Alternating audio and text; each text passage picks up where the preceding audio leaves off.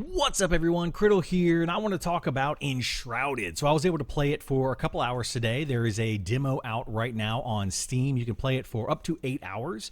And Enshrouded is a new game coming out that's going to be a survival strategy type game, very much like Valheim, if you've played that before.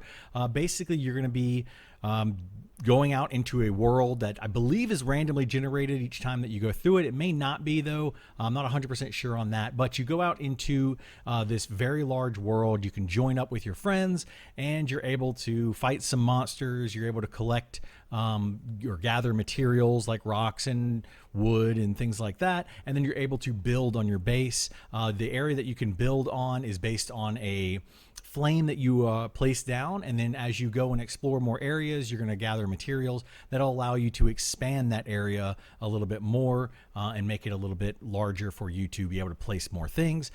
You also, during this, are going to go out and you're going to find different NPCs. Essentially, they're going to be put to sleep in these little pods, and you're going to go out finding these NPCs, and you're going to be able to bring them back to your base to allow you to create new things. The one in the demo that I got to was a blacksmith. You go out and you find the blacksmith, you bring him back, and then he teaches you how to make armor, and you can make a forge and things like that. And you have to build shelter for them. So I actually had to build like a small house and put the blacksmith inside of it before he was able to advance that quest line and allow me to make the forge and then make the armor.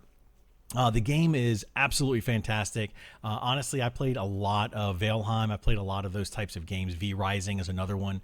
And this one I like a lot better than some of those other ones. Those were great at the time, but now those are a couple years old, and this one's coming out and it's adding in some new stuff to it. I do like the building aspect a lot. Things just kind of snap together, which makes it a lot easier to build.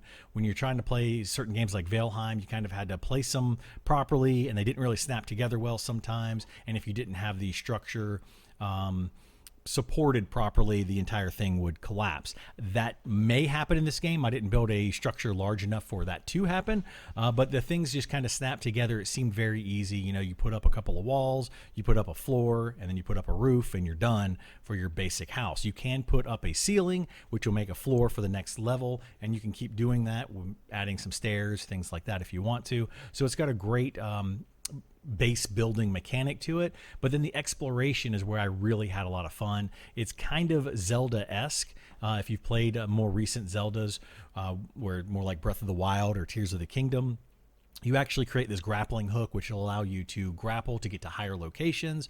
I was able to actually jump over an area where it said it requires the grappling hook to get there, but you're able to kind of just jump up the wall and jump over, kind of go around it.